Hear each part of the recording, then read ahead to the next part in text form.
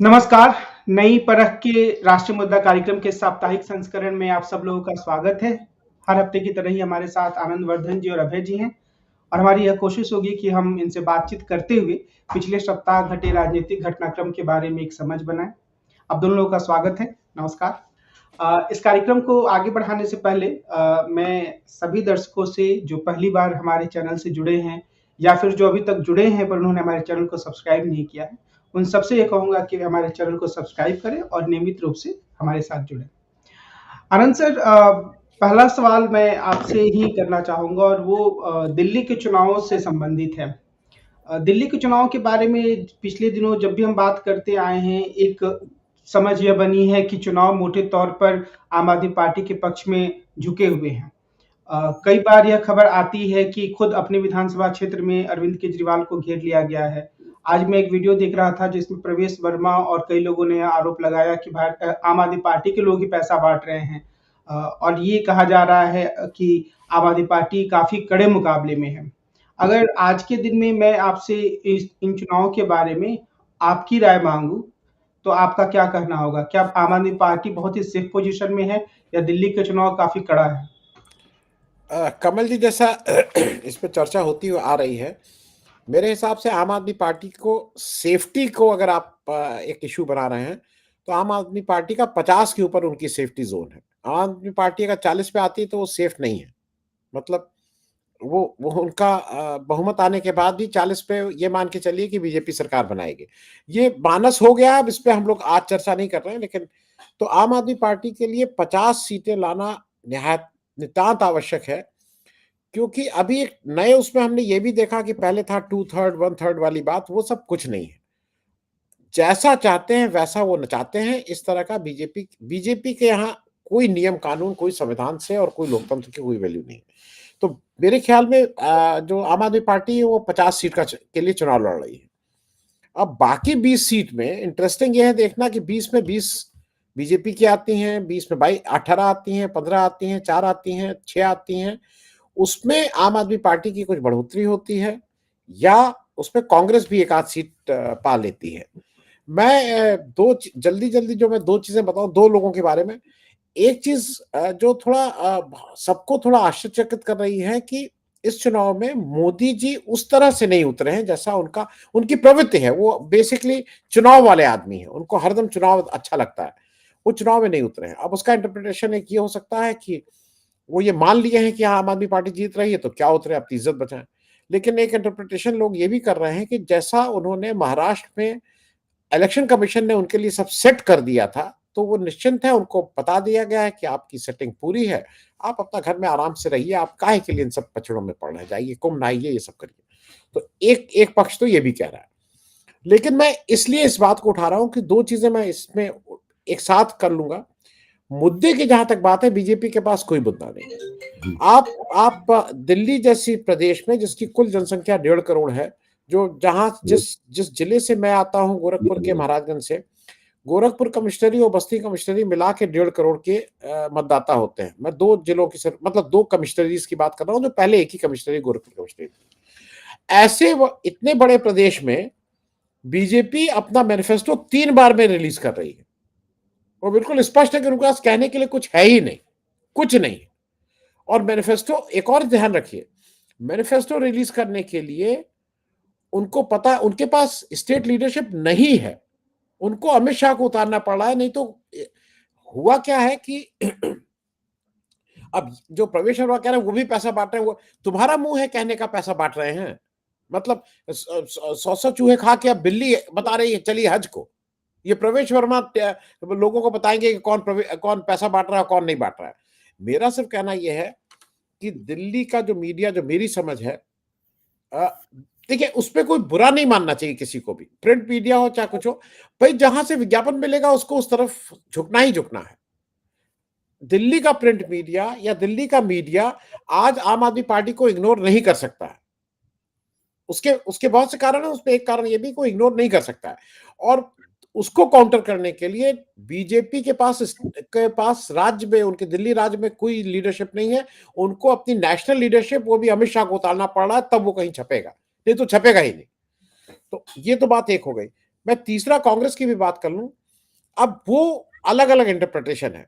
राहुल गांधी की जैसा बताया जा रहा है कि तबीयत खराब है इसलिए वो चुनाव में नहीं आए हैं, लेकिन राहुल गांधी का एक पक्ष, कुछ लोग ये भी कह रहे हैं कि राहुल गांधी को ये चीज समझ में आती है कि अगर उनको दो लोगों में से एक को चुनना है कि आम आदमी पार्टी की सरकार बने या बीजेपी, तो उनको ये समझ में आता है कि बीजेपी की सरकार लार्जर देश का इंटरेस्ट, मतलब जो विपक्ष का इंटरेस्ट कहिए, कांग्रेस के इंटरेस्ट में ज्यादा हानिकारक है उनके लिए बनिस्बत आम आदमी पार्टी के।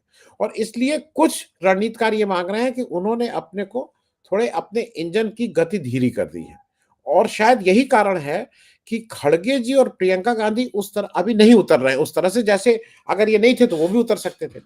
तो अभी अलग अलग अटकलें हैं, लेकिन जैसा आपने कहा बिल्कुल आम आदमी पार्टी आगे है, लेकिन आम आदमी पार्टी शायद 50 सीट कम से कम के लिए लड़ रही है। वो जानती है कि 40 सीट पे वो अनसेफ है। कमल जी। अभी सर, आम आदमी पार्टी की तरफ से एक पोस्टर जारी किया गया जिसमें बेईमानों की सूची उन्होंने बनाई। तीसरे स्थान पर उन्होंने राहुल गांधी को रखा और प्रदेश के कई कांग्रेस नेताओं को भी। और संदीप दीक्षित ने कहा कि मैं तो अदालत में जाऊंगा माफी मांगे वगैरह वगैरह, कि मैंने कहा बेईमानी की है, जिनके ऊपर भ्रष्टाचार का आरोप है वो मुझे बेईमान बता रहे हैं। और दूसरी तरफ जैसे आनंद सैनी ने कहा, और हम सब जानते हैं कि कांग्रेस का जो सर्वोच्च नेतृत्व है वो भी चुनाव मैदान में नहीं उतरा है। एक बार राहुल गांधी ने एक रैली को संबोधित किया, बस इतना ही हुआ है। तो इस पूरे घटनाक्रम को आम आदमी पार्टी और जो कांग्रेस की रणनीतियां हैं उसके संदर्भ में हम कैसे समझें? क्या ऊपरी तौर पर लड़ाई का दिखावा है और अंदर से कुछ समझ भी है? देखिए, मैं बिल्कुल इस आज पत्रकारों में जिस तरह की गॉसिप होती है, यानी जिस तरह की कानाफूसी होती है, अफवाहबाजी होती है, उस तरह की बात थोड़ी करना चाहता हूँ। तो उस बात के लिहाज से भारतीय जनता पार्टी का भीतर अंदरूनी तौर पर जब वो बात करते हैं आपस में, जैसे मैं इस तरह बोल रहा हूँ ऐसे मैंने सुनी हो वो बातें, मेरे सामने हुई हो, जबकि ऐसा नहीं होता है। आप जानते हैं कि हम लोगों का लक्ष्य ये है कि अगर हमें 18, 20, 21, 22 तक सीटें मिल जाएं तो हम समझेंगे हमने बहुत बड़ा तीर मार लिया, बशर्ते अरविंद केजरीवाल नई दिल्ली में चुनाव हार जाए। ये भारतीय जनता पार्टी का लक्ष्य है, यानी भारतीय जनता पार्टी इस लक्ष्य के लिए संघर्ष कर रही है। और कांग्रेस में जब भीतर की बातें होती हैं तब वो बातें इस तरह, कांग्रेस में भीतर की बातें होती हैं तो वो दो तरह की भीतर की बातें हैं। एक ये जो उनके राज्य नेतृत्व में होती हैं, और एक जो उनके आला कमान में होती हैं। आला कमान भी दिल्ली में बैठा हुआ है, राज्य नेतृत्व भी दिल्ली में है। तो जो राज्य नेतृत्व में बातें होती हैं वो ये होती हैं कि किसी भी तरीके से भले ही भारतीय जनता पार्टी जीत जाए कोई फर्क नहीं पड़ता, लेकिन आम आदमी पार्टी की सरकार नहीं बननी चाहिए, ये राज्य नेतृत्व का मानना है। और आला कमान का मानना है कि भाजपा की सरकार नहीं बननी चाहिए, सरकार आम आदमी पार्टी की बननी चाहिए, लेकिन अरविंद केजरीवाल को चुनाव हार जाना चाहिए। ये आला कमान का मामला है। और आम आदमी पार्टी के भीतर इस तरह की बातें होती हैं कि हमारी 50 सीटें तो लगभग तय है जीतना हमें, बाकी जो हम जीत जाएं आगे वो उसका स्वागत है। तो ये तो बात उन लोगों, ये तो पत्रकारी जो गॉसिप है उसकी चर्चा मैंने की। अब आता हूं मैं आंकड़ों के ऊपर। यशवंत देशमुख के सी वोटर के ट्रैकर के ताजे आंकड़े बिल्कुल सामने आए हैं, 22 जनवरी के आंकड़े। और 22 जनवरी के आंकड़ों के मुताबिक आम आदमी पार्टी 52% दिल्ली के वोटर ये कह रहे हैं कि आम आदमी पार्टी की सरकार रहनी चाहिए, और शायद 47% वोटर ये कह रहे हैं कि आम आदमी पार्टी की सरकार जानी चाहिए। यानी अभी 5% का रुझान आम आदमी पार्टी की सरकार बने रहने के पक्ष में वो ट्रैकर दिखाता है। तो ट्रैकर दूसरी बात ये दिखाता है कि जो महिलाओं का वोटर है उसमें आज की तारीख में भी, जब भाजपा ने अपनी सब 2500 रुपए की स्कीम वगैरह घोषित कर दी है, आज की तारीख में भी दिल्ली की महिलाओं को भारतीय जनता पार्टी से 10 वोटिंग के मामले में आम आदमी पार्टी को 10% की बढ़त है, जो कि काफी असाधारण बढ़त है। और कांग्रेस को लोकसभा चुनाव में महिलाओं को जितने वोट मिले थे उसमें से बहुत सारे वोट छिटक कर आम आदमी पार्टी की तरफ लौट आए हैं, और भाजपा को लोकसभा चुनाव में जितने महिलाओं के वोट मिले थे उसमें से भी बहुत सारे वोट विधानसभा चुनाव के लिए छिटक कर आम आदमी पार्टी के पास लौट आए हैं। ये उस ट्रैकर में निकलकर बात आती है। तो इस बातचीत से ये लगता है कि ट्रैकर से लगता है कि आम आदमी पार्टी सुरक्षित जोन में है। हालांकि उसकी लोकप्रियता कम हो गई है, लेकिन इतनी भी कम नहीं हुई है कि वो चुनाव जीतने में उसको कोई दिक्कत हो। इसी के साथ साथ मैं यशवंत देशमुख का विश्लेषण ट्रैकर के आंकड़ों के आधार पर यह भी है कि अब आगे जितने दिन बचे हैं चुनाव मुहिम में, भारतीय जनता पार्टी पूरी कोशिश करेगी महिला वोटरों को समझाने की किसी तरीके से आम आदमी पार्टी की वो 10% की बढ़त थोड़ी कम हो, और आम आदमी पार्टी भी अपनी तरफ से पूरी कोशिश करेगी कि महिला वोटरों की में बढ़त कायम रहे और उस बढ़त को या वो बढ़ा लें। तो अब बाकी दिनों में जितना भी संग्राम होना है वो स्त्री मतदाताओं के दायरे में होना है, क्योंकि पुरुष मतदाताओं के मामले में उस ट्रैकर के मुकाबले भाजपा और आम आदमी पार्टी की स्थिति तकरीबन बराबर हो चुकी है। आम आदमी पार्टी अपनी बढ़त उसमें खो चुकी है, लेकिन भाजपा उससे आगे भी नहीं है। पुरुष मतदाताओं के मामले में बिल्कुल दोनों बराबर हैं। महिला मतदाताओं के मामले में आम आदमी पार्टी 10% की बढ़त बनाएगी। बिल्कुल 22 तारीख के आंकड़े हैं उनके। इसी के साथ में संजय जी द्वारा दिए गए आंकड़े भी जोड़ देता हूं। आजकल संजय जी की तबीयत कुछ खराब है, लेकिन मैंने उनसे बातचीत की, कुछ काफी खराब है, उन्हें काफी गंभीर बीमारी से गुजरना पड़ा। लेकिन मैं उसमें एक और अपनी तरफ से उनके दिए हुए आंकड़े जोड़ देता हूं। उनका मानना है कि आम आदमी पार्टी को 8 से 9% की बढ़त प्राप्त है, जो एक काफी बड़ी बढ़त है। ये बढ़त पिछली बढ़त से कम है। पिछली तो 12 से 15% की बढ़त होती थी पिछले चुनाव में, लेकिन इस बार आम आदमी पार्टी को 8 से 9% की बढ़त प्राप्त है। अगर अभी चुनाव हो तो आम आदमी पार्टी बहुत आसानी के साथ में 50 सीटें जीत जाएगी। 50 प्लस भी हो सकती है। आनंद सर, मैं ये आपने जो पहले सवाल के जवाब में और बार हमारे चैनल पे बात आती भी है कि जो चुनाव आयोग है वो काफी पक्षपाती रवैया अपनाता है, भारतीय जनता पार्टी के लिए जमीन खड़ी करता है। अगर मैं ये आपसे पूछूं कि दर्शकों को आप ये समझाएं कि दिल्ली चुनाव में 3 बिंदुओं में ऐसी कौन सी चीज चुनाव आयोग कर रहा है जिससे लगे कि वो भारतीय जनता पार्टी के पक्ष में झुका हुआ है, तो आप उसे किस तरीके से सामने लाना चाहेंगे? नहीं, देखिए 2-3 चीजें ये हैं। दिल्ली चुनाव क्या, ओवरऑल इस चुनाव की बात कर लें। पहला, जिस तरह से वो सफाई बार उसने अभी तक ठीक से सफाई कुछ नहीं दिया कि आपने इतने वोटर को कैसे हटाया और नए वोटर कैसे जोड़े। आपने एक एमपी के उसमें जो दस्तावेज के साथ आम आदमी पार्टी के संजय सिंह ने बात की है कि एक एमपी के उस पे 35 लोगों के नए नाम जोड़ने की जो बात आई है उस पे वो साइलेंट है। उन्होंने अभी तक उस पे, जहां तक मेरी जानकारी है, उन्होंने उस पे कोई बात नहीं कही है। दूसरा, जो जिस तरह की भाषा यूज हो रही है उसको तो छोड़ ही दीजिए। मैं उत्तर प्रदेश के संदर्भ में इसलिए बात कर दे रहा हूं कि वो इलेक्शन कमीशन की ओर इंगित कर रही है। उत्तर प्रदेश में मिल्कीपुर में चुनाव हो रहा है।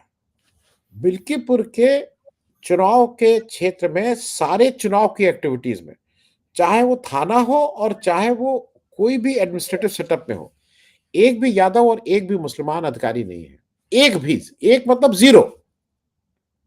और वहां पे 3 थाना अध्यक्षों के लिए लिखित रूप से समाजवादी पार्टी ने शिकायत की, उनके स्टेट अध्यक्ष ने, कि साहब ये 3 लोगों का ये कृत्य है, इनको हटाइए। उस पर कोई कार्रवाई आज तक नहीं हुई। वो कान में तेल डाल के सो गया है। तो जब ये बात आ रही है तो ये कहीं ना कहीं तो ये हो ही रहा है कि वो जिस तरह का कृत्य कर रहा है, जिस तरह से वो इसको मैनेज कर रहा है, उसने कहा है, मैं एक छोटी सी और चीज बताऊं, उसने ये भी कहा है कि भाई इस बजट में आप कुछ बोलेंगे नहीं, लेकिन वक्फ बिल को बजट के समय 2 तारीख को पास कराने की ऐसी कौन सी हड़बड़ी है? क्यों नहीं इलेक्शन कमीशन कह सकता है कि आप कोई बिल भी नहीं पास कराएंगे? अब ये कहा जाएगा नहीं, इलेक्शन कमीशन सर्वोपरि है, इलेक्शन कमीशन के ऊपर इस समय सुप्रीम कोर्ट का भी कोई फैसला लागू नहीं होगा। जब इलेक्शन का प्रोसेस स्टार्ट हो गया है, प्रोसेस खत्म हो जाएगा तो फिर सुप्रीम कोर्ट की सुप्रीमेसी आ जाएगी। लेकिन during the election process election commission is the last word. क्यों नहीं बोलेगा? इलेक्शन कमीशन क्यों नहीं कह रहा है कि 5 तारीख को मोदी जी बार जाकर डुबकी लगा के अपने को दिन भर प्रचारित करेंगे? तो इलेक्शन कमीशन तो आरोप नहीं लग रहा है, उसको ये प्रूव करना है कि वो उनके साथ नहीं है। The onus of proving that they are not with BJP is on election commission. ये हम लोग क्वेश्चन को गलत फ्रेम करते हैं कि आपके पास, हमारे पास सबूत क्या? अब इलेक्शन कमीशन बताए ना कि इन कारणों से मैं इनके साथ नहीं हूं। तो मेरा सब कहना यह है कि ये पूरा मामला जो है, इलेक्शन कमीशन अब कितनी बेईमानी कर पाता है, कितना नहीं, जो मैंने पहले कहा कि सेटिंग कितनी कर चुका है, जो इतना कॉन्फिडेंट है सारे लोग, वो तो शायद मतगणना वाले दिन ही पता लगेगा। कमल जी। अभय सर, ये पिछले हफ्ते जो जगन मोहन रेड्डी की कांग्रेस है, वाईएसआर कांग्रेस, तो उसके एक राज्यसभा सांसद ने इस्तीफा दे दिया। माना ये गया कि उनके ऊपर ईडी वगैरह का काफी दबाव था, तो राज्यसभा विजय साई रेड्डी उनका नाम है, वो राज्यसभा की सदस्यता से इस्तीफा देकर चलते बने और ये कहा गया कि वहां चुनाव होगा तो चंद्रबाबू नायडू की पार्टी ही जीतेगी। एक दूसरी खबर आई कि शिवसेना के 5 सांसद गायब हैं और ये 2-3 दिनों से खबरें चल रही है कि उनके सांसद गायब हैं। क्या हम ये कह सकते हैं कि आने वाले कुछ दिनों में जो देश की राजनीति है वो नरेंद्र मोदी की वर्तमान सरकार को और सुरक्षित स्थान पर पहुंचा देगी, जहां से कम 5 साल तक के लिए उन्हें शायद नीतीश कुमार का मुंह भी ना देखना पड़े? उस दिशा में आगे बढ़ रहे देखिए, हैं? इस तरह की बहुत सी खबरें सोशल मीडिया में चल रही हैं कि अमित शाह जी अपनी सरकार को गठजोड़ सरकार से बढ़ाकर स्पष्ट बहुमत की सरकार बनाने के अभियान में लगे हुए हैं। और इसके लिए वो जो उन्हें उनकी गठजोड़ पार्टियां हैं, सहयोगी दल हैं, 2 बड़े सहयोगी दल तेलुगु देशम और जनता दल यूनाइटेड के ऊपर भी कोई खास रहम करने वाले नहीं है। अगर उनका बस चलेगा तो वहां से भी वो तोड़-फोड़ करेंगे। अब उनके सामने एक दिक्कत है कि अभी बिहार में चुनाव होने वाले हैं, तो बिहार के चुनावों तक तो शायद वो जनता दल यूनाइटेड को नहीं छुएंगे, लेकिन बाकी पार्टियों के मामले में उनका मैदान खुला हुआ है और वो किसी को भी छीन सकते हैं। जहां तक इस मामले में जगन मोहन रेड्डी के राज्यसभा सदस्य का मामला है, राज्यसभा में अगर वो संख्या बढ़ाएंगे तो उससे उनका लोकसभा में बहुमत नहीं बढ़ेगा। उनको तो लोकसभा सदस्य तोड़ने होंगे ना उसके लिए। तो वो लोकसभा उनकी योजना में है, लेकिन ये काम वो कैसे करेंगे ये अभी किसी को पता नहीं है और उसके उसकी कोई पुष्टि होती भी नहीं है। जब ये काम होगा तब देखा जाएगा। वैसे मैं ये समझता हूं कि इस गठजोड़ सरकार के चलने में कोई खास दिक्कत हो नहीं रही है। देखिए, इतनी इतने अंतर्विरोध, इतनी दिक्कतें या थोड़ी सी बहसबाजी, इससे कोई खास फर्क पड़ता नहीं है। नेता लोगों में इतनी कुशलता होती है और भाजपा में भी इतनी कुशलता है कि वो इस चीज का प्रबंधन कर सकती है। ऐसा नहीं है कि उसके जो चंद्रबाबू नायडू या नीतीश कुमार या कोई और दूसरे दल जो है इस सरकार के चलने में बहुत अड़ंगे लगा रहे हो। शुरू में ऐसा लगा था कि ये लोग अपनी शर्तें लगाएंगे, अपना हिस्सा मांगेंगे और भाजपा को कई तरह के निर्णय नहीं लेने देंगे। तो उसमें इतना जरूर हुआ कि बहुत से प्रस्ताव जो संसद में एक तरफा पास कर दिए जाते थे, अब संसदीय कमेटियों को भेजे जा रहे हैं। तो उन्हें कोई बात नहीं, संसदीय कमेटियों में भेजे जाने के बाद वो उस जरिए करवा लेंगे उसको। तो वो ऐसी कोई बहुत तोड़-फोड़ करें और उसके लिए एक एक विवाद पैदा हो, झंझट पैदा हो, ऐसा करना उनके लिए बहुत अकलमंदी की बात नहीं होगी। ये मेरी अपनी राय है, बाकी वो जाने कि वो क्या चाहते हैं। आनंद सर, ये आज मैंने खबर पढ़ी कि अखिलेश भी जो है समाजवादी पार्टी के नेता अखिलेश यादव, वो भी जाकर कुंभ में स्नान कर आए हैं और इसी हफ्ते योगी आदित्यनाथ का पूरा मंत्रिमंडल भी वहां पर गया और वहां पर छपा-छप करके वो लोग स्नान भी कर रहे थे। कुंभ क्या एक राजनीति का अखाड़ा बन चुका है या फिर सभी दल एक श्रद्धा से ही वहां जा रहे हैं, हमें ये कहना चाहिए? कुंभ की जो वर्तमान स्थिति है, वहां जो कुछ प्रबंधन है और अन्य सारी स्थितियां हैं, उसके संदर्भ में आपके क्या विचार? मैं कुंभ पे आऊँ उससे पहले अगर 1 मिनट का समय दें तो मैं कुछ जोड़ दूँ जो अभय भाई ने कहा है, क्योंकि वो मुझे ऐसा लगता है, अभय भाई मुझे ऐसा लगता है कि इनको दिक्कत नहीं आ रही है। देखिए ऐसा है कि अब एक मैं खराब शब्द है, आप जैसा मैं, मेरे पास गुण ही नहीं हो, मेरा शब्द उतने अच्छे नहीं। अगर कोई नंगाई पे उतारू हो तो आपको अपनी आंख बंद करनी होती है कि नंगाई तो हो रही है ना, हम पार्लियामेंट नहीं चलने देंगे, हम जेपीसी से लोगों को सस्पेंड कर देंगे, हम तुमको उठा के फेंक देंगे, हम तुम्हारा जो भी तुम बोलोगे तो उसको हम वो करेंगे, हम तुम्हारी तरफ कैमरा नहीं घुमाएंगे, हम तो अब ये, अब इसको चलाना ठीक है, अब हम लोग इसको कह रहे हैं चला रहे हैं, वो नंगाई पे उतारू है और लोग धीरे धीरे इसको मान रहे हैं कि इस पे किसी को क्या होता है। लोग भूल चुके हैं कि 146 सांसदों को आपने बाहर करके एक कानून पास किए थे। मैं दूसरी बात ये भी बता दूं, जो राज्यसभा का जो मेरी समझ है, देखिए राज्यसभा में बिल्कुल क्लैरिटी है। ये वाईएसआर कांग्रेस के ये एक-एक सांसद को जो सलामी स्लाइस एक-एक को बाहर करेंगे, क्योंकि एक का जब बाई इलेक्शन होगा तब वो तेलुगु देशम को मिलता जाएगा, तब वो तेलुगु देशम को, और उधर बीजू जनता दल में भी वो एक-एक सांसद से करवाएंगे। एक सांसद करेगा फिर बीजेपी का एक सांसद बढ़ेगा, एक सांसद करेगा फिर एक, तो वो वाईएसआर के साथ और बीजेडी के साथ जो 14 सांसद हैं, उनको सब आने को बैठे हैं तैयार, एक भी नहीं वहां रहने को है। सब इधर आना चाहते हैं, लेकिन वो उनको टाइमिंग के हिसाब से कह रहे हैं पहले तुम करो, फिर इसका इलेक्शन हो जाए, फिर तुम करो। तो वो एक फेज मैनर में हो रहा है। अब आ जाइए कुंभ की बात। कुंभ में कल योगी आदित्यनाथ जी 8वीं बार स्नान करने गए थे, 8वीं बार। 2 तारीख को वाइस प्रेसिडेंट जा रहे हैं, 3 तारीख को बसंत पंचमी का स्नान है, 5 तारीख को प्रधानमंत्री जा रहे हैं, 10 तारीख को राष्ट्रपति जा रहे हैं। आप इलाहाबाद में जो भाजपा का झंडा बरदार हो उसको फोन करके पूछ लीजिए, जिस दिन ये वीआईपी जाते हैं इलाहाबाद की दुर्दशा हो जाती है, क्योंकि उस दिन का जो स्टैंडिंग ऑर्डर है, सारे वीआईपी पासेस, सारे वो मूवमेंट्स बंद, और वहां जो ट्रैफिक का हाल होता है वो बेहाल है, लोग त्राही त्राही करते हैं। तो अब मुश्किल क्या है कि जो कुंभ था वो मूल रूप से जो लोग धार्मिक प्रवृत्ति के थे, जो तीर्थयात्री थे, उनके लिए था। अब ये उन सब न्यू रिच और जो व्हाट्सएप यूनिवर्सिटी के द्वारा जो ग्रेजुएट हैं, जिनको ये लगता है कि हिंदू धर्म खतरे में है, ये उनके लिए बहुत इंपॉर्टेंट हो गया वहां जाना। आज मेरे यहाँ झंडारोहण का कार्यक्रम था मेरे सोसाइटी में नीचे। आप कुंभ हुआ है? नहीं, मैंने कर लिया है, वो परसों मैं जा रहा हूँ, मैंने वो टेंट बुक कर लिया है, तो कोई जुगाड़ कर लिया है। अब वो जुगाड़ वाले और टेंट वाले जा रहे हैं, लेकिन त्राही त्राही करके आ रहे हैं, क्योंकि उस दिन अगर वीआईपी मूवमेंट हो गया तो आपकी दुर्दशा है वहां पे। तो मुझे ये लगता है कि कुंभ से ये पुण्य कमा रहे हैं। अब ममता कुलकर्णी जी को अगर महामंडलेश्वर की पदवी दी जा रही है, मुझे उससे कोई दिक्कत नहीं है, लेकिन मैं जिस हिंदू धर्म को मानता हूं और मैं प्रैक्टिसिंग हिंदू हूं, उसमें ममता कुलकर्णी जी के सामने तो जाके मैं हिंदू धर्म की परिभाषा उनसे तो नहीं सीखूंगा।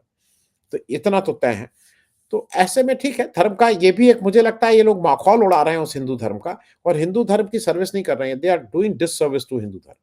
जो हिंदू धर्म की डिससर्विस है, उसमें शंकराचार्य ने सबसे अच्छा कहा है। शंकराचार्य ने कहा है इस समय आपको नहीं जाना चाहिए, दिक्कत अगर है आपको ऐसी है, पानी मंगा लीजिए, अगर इतना ही आप धर्म मानते हैं, छींटा मार लीजिए ऊपर, उतना ही पुण्य मिलेगा जितना आपको कुंभ में नहाने से मिलेगा। पानी में आके मेरे यहाँ भी रखा हुआ, मैं उसका छींटा ईटा मार लिया हूँ, मुझे तो जितना मेरे पाप पुण्य थे वो सब ठीक हो गए। आप लोग कहिएगा तो आप लोगों को भी वो पानी भिजवा देंगे। कमल जी। वैसे सर, ये अमेरिका में तो नए राष्ट्रपति बने, और पिछली बार जब हमने बात की थी तो काफी विस्तार से उनके बारे में ही चर्चा की थी। कुछ चीजें तो तय हो गई हैं कि भारत के जो भी लोग गए हैं वहां पर गैर कानूनी तरीके से, उनको वापस लाना है। उनकी संख्या को लेकर भी अलग अलग बातें कही जा रही है। कुछ लोग कह रहे हैं 18,000 है, कुछ लोग कह रहे हैं 1 लाख से ऊपर है, और उन सबको वापस लाने का काम भारत को करना है। मेरा सवाल आपसे ये है कि तकरीबन 1 सप्ताह के आसपास बीत जाएगा जब हम आज बात कर रहे हैं, तो क्या ऐसा लगता है कि भारत के प्रति जो शुरुआती एक चिढ़ सी दिखी थी ट्रंप को, अब उस स्थिति में सुधार आया है, कुछ सकारात्मक दिखाई दे रहा है माहौल आपको? नहीं, कोई चिढ़ वगैरह नहीं है। ये मानना गलत है कि ट्रंप भारत से चिढ़ते हैं या मोदी से चिढ़ते हैं या वो किसी से भी चिढ़ते हैं, ये मानना गलत है।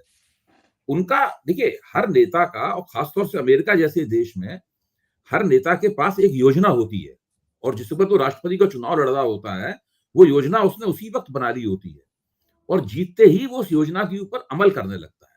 ट्रंप ने अपने भाषण में कहा है कि मुझे 4 साल तो मैं सत्ता में रहा हूं और 4 साल में विपक्ष में रहा हूं, तो मैंने काफी सीखा है इस बीच में, इसलिए मैं बिना किसी देर के बहुत तेजी के साथ अपनी योजना पर पहले दिन से ही अमल करूंगा।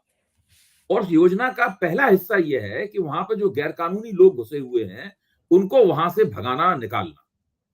और उस लपेटे में भारत के पहले 20,000 से ज्यादा, कुछ लोग, मैं आंकड़ा दे चुका हूं आप लोगों को, 20,000 से ज्यादा लोग आ गए हैं पहले, उनकी नवंबर 2024 तक शिनाख्त कर ली गई है, और कुल मिला के 7.25 लाख लोग हैं ऐसे, जिनका भास्कर में पूरा डिटेल छप चुका है, पूरा विस्तार से प्रकाशित हो चुका है। उसमें 2,75,000 लोग मैक्सिको के बॉर्डर से घुसे हैं, 2,75,000 कनाडा के बॉर्डर से घुसे हैं, और 2,75,000 जो वीसा लेके गए थे कुछ दिनों का, वो दिन पूरे हो जाने के बावजूद भी वहां जमे हुए हैं, छुपे हुए हैं वहां पर। तो उन सबको, इतने लोग एक साथ तो एक हफ्ते में तो निकाले नहीं आ सकते हैं, तो इसमें पूरा 1-1.5 साल का समय लगेगा। ये पहला चरण जो है तब तक वहां चलेगा। उसमें दूसरा चरण भारत के साथ में वार्ता का उनका यह है कि भारतीय माल के ऊपर वो कितना टैरिफ लगाएंगे, उससे पहले भारत से बातचीत करेंगे और कहेंगे आप हमारे माल पे कितना टैरिफ कम कर रहे हैं, क्योंकि भारत बहुत टैरिफ लगाता है, बहुत आयात शुल्क लगाता है। सही बात है, मैं तो इसके आयात शुल्क लगाने के खिलाफ नहीं हूं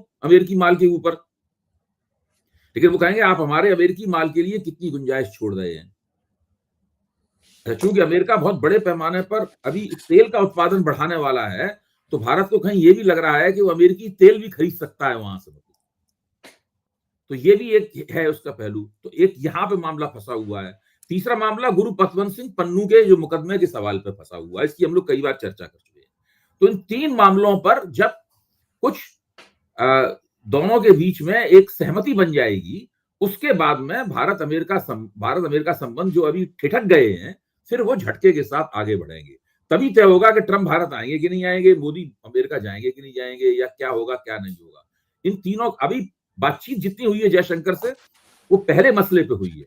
दूसरे और तीसरे मसले पे तो अभी बातचीत शुरू ही नहीं हुई है। तो थोड़ा समय लगेगा इसके अंदर, और तब तक भारतीय अर्थव्यवस्था तरह तरह के अंदेशों की शिकार रहेगी। जैसे आज स्वामीनाथन अय्यर ने लेख लिखा है कि निर्मला सीतारमण के बजट के ऊपर ट्रंप का साया मंडरा रहा है। मतलब बहुत मुश्किलें हैं इनके लिए। ट्रंप की वजह से ग्रोथ रेट का इनका क्या होगा, पूरी दुनिया के ही ग्रोथ रेट का क्या होगा, भारत का ग्रोथ रेट तो उसमें ही शामिल है। अभी जैसे कि आज ट्रंप ने यानी कितने अरब डॉलर की जो विदेशी मदद होती थी उस पर रोक लगा दी। भारत की नहीं, दुनिया के तमाम देशों को जो विदेशी मदद दे रहा था अमेरिका, उस पर रोक लगा दी है। उसमें भारत को मिलने वाली भी अरबों डॉलर की विदेशी मदद है, वो भी रुक गई है।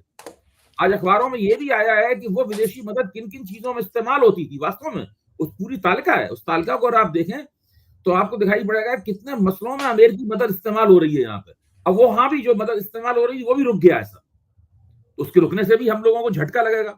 वो छोटे मोटे रुपए नहीं है, वो ऐसे नहीं है कि हमने आपसे 10,000 रुपए आपको हम भेजना चाहते थे वो हमने रोक लिए, वो ये मामला नहीं है। वो अरबों डॉलर का मामला है, वो सब रुक गया है। तो ट्रंप के आने की वजह से बहुत ज्यादा अनिश्चितताएं पैदा हुई हैं, और उन अनिश्चितताओं के साये में हम लोगों को काम करना पड़ रहा है। इससे ये भी लगता है कि अमेरिकी अर्थव्यवस्था और अमेरिकी राष्ट्रपति के ऊपर भारत की अर्थव्यवस्था, भारत की राजनीति, तमाम चीजें कितनी ज्यादा निर्भर हैं। अनंत सर, एक आखिरी सवाल आज की बातचीत के लिए मैं आपसे करूंगा। आज गणतंत्र दिवस है, उसके संदर्भ में जो हमारे देश में पिछला लोकसभा चुनाव हुआ था, उस पे भारतीय जनता पार्टी और आरएसएस पर एक तीखा आरोप लगा था कि वो संविधान को बदलना चाहते हैं और हमारे गणतंत्र के मूल्यों के साथ खिलवाड़ कर रहे हैं। अब जब चुनाव हो गए हैं, नतीजे आ गए हैं, नरेंद्र मोदी फिर से प्रधानमंत्री बन चुके हैं और तकरीबन 7 महीने बीतने वाले हैं, तो क्या हम ये कहें कि इस आरोप के साये से वो खुद को उबार पाए हैं, या अभी भी ये आरोप उन पर काफी हद तक चस्पा है कि वो गणतंत्र के मूल्यों के साथ खिलवाड़ कर रहे हैं और संविधान बदलना चाहते हैं? देखिए, पहली बार मैं एक आपको बता दूं कि कितना उस आरोप से उबरना चाहते हैं। मेरी याद में उत्तर प्रदेश में एक आज ऐड निकला है, उत्तर प्रदेश सरकार का। मैं दिल्ली सरकार की बात नहीं कर रहा हूं। ऐड इसलिए दिखा दे रहा हूं, ये ऐड है, अंबेडकर जी को ऊपर लाना पड़ा है। उत्तर प्रदेश सरकार गणतंत्र दिवस की जब बधाई दे रही है संविधान की, तो अंबेडकर जी की फोटो लगाई है। मोदी जी नीचे और योगी जी नीचे हैं। आप सोच सकते थे। तो असर तो पूरा पड़ा है। इसको अगर किसी को गलतफहमी, असर ऐसा पड़ा है कि जिसको कह रहे हैं ना, दर्द की आवाज यहां तक आ रही है। This is a reflection. Have you ever seen कि बीजेपी का कोई, वो अपने लोगों को की तो लगाते नहीं है। योगी जी किसी तरह से उसमें घुस गए क्योंकि योगी जी पैसा दे रहे हैं, तो योगी जी अपनी फोटो डाल लिए हैं। मोदी जी के साथ डॉक्टर अंबेडकर के ऊपर फोटो, वो तो रामचंद्र जी को छोटी फोटो करके अपने साथ खिंचवाने वाला व्यक्ति भाई। जब रामचंद्र जी को उंगली पकड़ा के वो ले जा रहा है कि रामचंद्र जी को रास्ता दिखा रहा है, उनको रामचंद्र जी को घर देने वाला, रामचंद्र जी का घर देने वाला व्यक्ति आज अंबेडकर से छोटा हो गया है। तो मेरे ख्याल में ये अपने आप में ही पर्याप्त है कि वो कहां क्या दिक्कत हो रही है। और जो मुझे लगता है कि बीजेपी की जो सबसे बड़ा विमर्श और बीजेपी की जो सबसे बड़ी दिक्कत और सबसे बड़ा चैलेंज और सबसे बड़ी चुनौती, संविधान को ये बताना लोगों को कि हम संविधान के साथ खिलवाड़ नहीं करेंगे। क्योंकि अब वो वर्ग जिसको, देखिए मैं 1 मिनट और अभय जी इस पे मैं चाहूंगा कि एक मिनट आप भी बोल लीजिएगा। गणतंत्र आज इसलिए इंपॉर्टेंट है, देखिए स्वतंत्रता में हमारा स्वाधीनता दिवस 15 अगस्त है, हम लोग बड़े खुश होते हैं, लेकिन देश का आवाम नहीं खुश हुआ था। 1% लोग उस समय पार्टिसिपेट करते थे इस देश की चुनावी व्यवस्था में 47 से पहले। 50 के बाद यह हक मिला इस देश के हर नागरिक को वो चाहे मेरे यहाँ सफाई कर्मी हो और चाहे वो यहाँ का सबसे बड़ा सेठ हो, जिसका 1 वोट की कीमत थी। और आज उस आम आदमी को लग रहा है कि उसके उस वोट के साथ खिलवाड़ होने की बात हो रही है, चाहे वो वन नेशन वन इलेक्शन हो, चाहे वो घुमा फिरा के कुछ हो उसके। तो मुझे लग रहा है कि जो सबसे बड़ा चैलेंज है कि वो दलित और वंचित वर्ग जिसके पास सिर्फ एक ही ताकत है वोट की, वो आज बीजेपी को संदेह की दृष्टि से देख रहा है। और मैं अभय जी इस पे एक छोटा आपसे भी टिप्पणी चाहूंगा, क्योंकि ये शायद उनकी सबसे बड़ा चैलेंज है कि कैसे वो उस विश्वास को वापस लाए। अभय जी देखिए आनंद जी, जो दलित और ओबीसी समुदाय और आदिवासी समुदाय, उनके जो पढ़े लिखे सैद्धांतिक काम करने वाले प्रशिक्षित राजनीतिक सदस्य हैं, उन लोगों के दिमाग में शक क्यों है, उसकी सबसे बड़ी वजह है वो क्षण जब इन्होंने ईडब्ल्यूएस कोटा बनाया।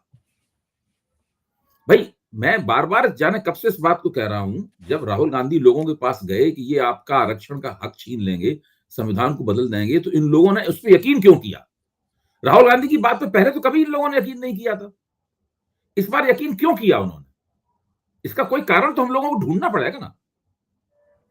क्या उन्होंने धतूरा खा लिया था, या कोई खास तरह की शराब पी ली थी, या खास तरह का इंजेक्शन लगवा लिया था, इसलिए राहुल गांधी की बात यकीन किया? और तुरंत नरेंद्र मोदी वगैरह खंडन करने लगे उसका। पूरी भाजपा पूरे चुनाव दौरान खंडन करने में लगी रही, लेकिन भाजपा की बात पे यकीन नहीं किया, राहुल गांधी की बात पे यकीन किया। क्यों किया यकीन? वो इसलिए यकीन किया कि इन्होंने ईडब्ल्यूएस कोटा बनाया था।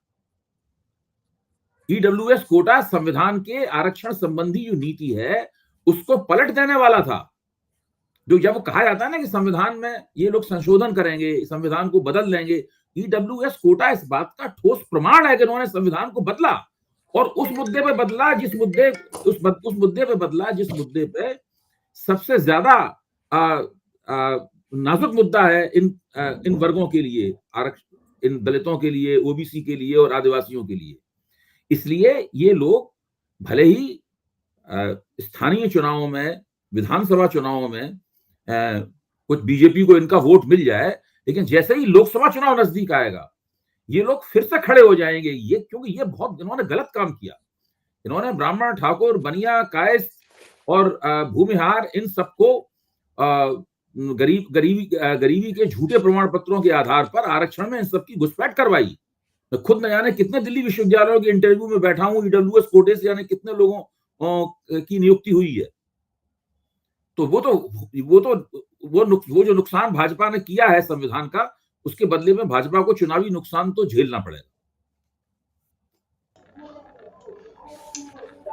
हाँ, अपनी आज की बातचीत को इसी बिंदु पर समाप्त करते हैं। हम अगले हफ्ते फिर मिलेंगे और आनंद जी से और अभय जी से देश की राजनीति के बारे में, खास तौर पर उस पिछले हफ्ते में जो घटनाएं घटती हैं उसके बारे में बातचीत करेंगे। बातचीत को खत्म करने से पहले मैं सभी दर्शकों से एक बार फिर से कहूंगा कि वे हमारे चैनल के साथ नियमित रूप से जुड़ें, और अगर उन्होंने अभी तक इसको सब्सक्राइब नहीं किया है तो इसे अवश्य सब्सक्राइब करें। आप दोनों लोगों को आज की बातचीत के लिए बहुत धन्यवाद। नमस्कार।